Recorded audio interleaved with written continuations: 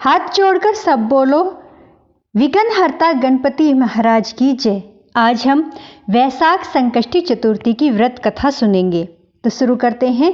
बोलो गणपति महाराज की जय। एक बार पार्वती जी ने गणेश जी से पूछा कि वैशाख माह के कृष्ण पक्ष की जो संकटा नामक चतुर्थी कही गई है, उस दिन किस रूप में आपको पूजना चाहिए और उस दिन भोजन में क्या ग्रहण करना चाहिए।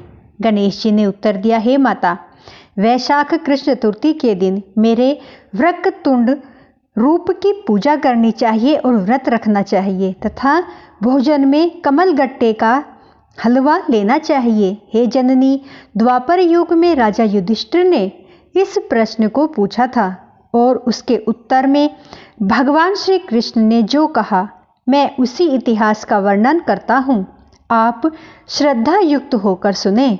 भगवान श्री कृष्ण बोले, हे राजन, इस कल्याणदात्री चतुर्थी का जिसने व्रत किया और उसे जो फल प्राप्त हुआ, मैं उसे ही तुमसे कह रहा हूँ। प्राचीन काल में एक रंती देव नामक प्रतापी राजा हुए। जिस प्रकार आग तृण समूहों को जला डालती है, उसी प्रकार वे अपने शत्रुओं के विनाशक थे।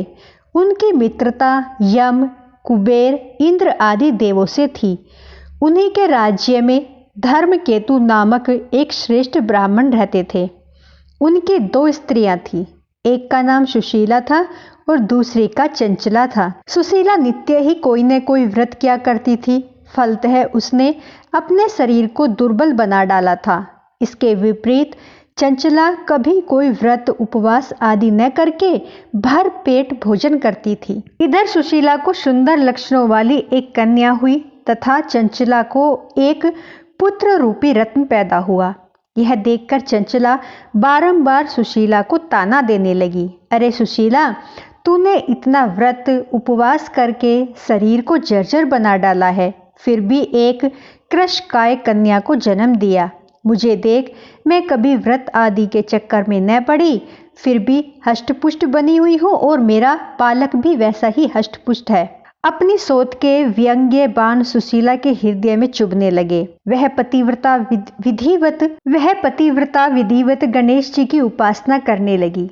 जब सुशीला ने भक्ति भाव से संकट नाशक गणेश चतुर्थी का व्रत किया तो रात्रि में वरदायक गणेश जी ने उसे दर्शन दिए। श्री गणेश जी ने कहा, हे सुशीले, तेरी आराधना से हम अत्यधिक संतुष्ट हैं।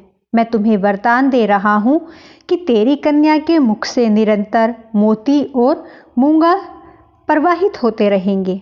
हे कल्याणी, इससे तुझे सदा प्रसन्नता रहेगी। हे सुशीले, तुझे वेद शास्त्र वेत्ता का एक पुत्र भी होगा।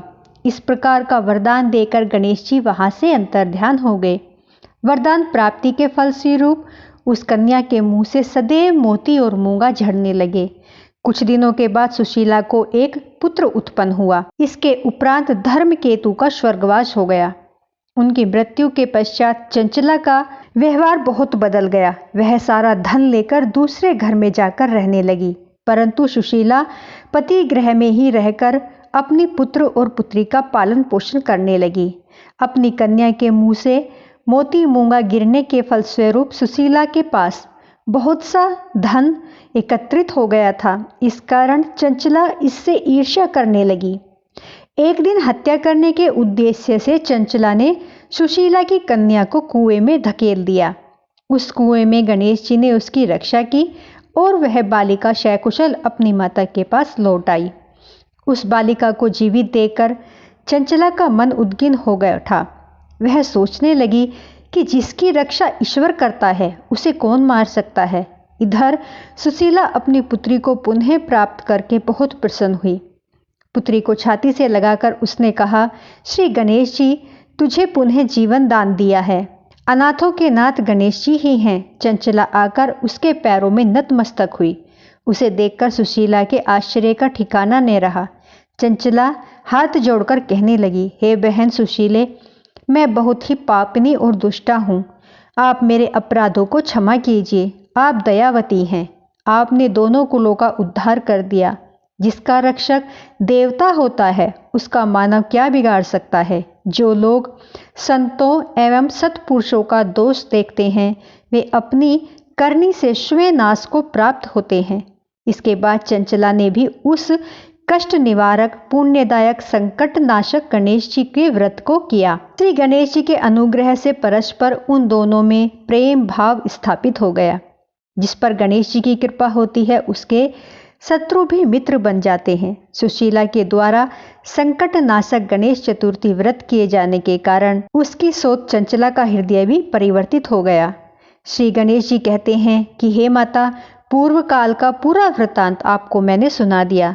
इस श्लोक में इससे श्रेष्ठ विघ्न विनाशक कोई दूसरा व्रत नहीं है। भगवान श्री कृष्ण जी कहते हैं, हे धर्मराज, आप भी विधि पूर्वक गणेश जी का व्रत कीजिए।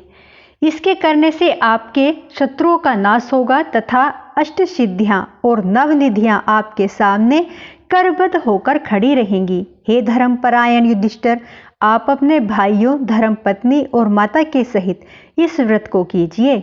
इससे थोड़े समय में ही आप अपने राज्य को प्राप्त कर लेंगे।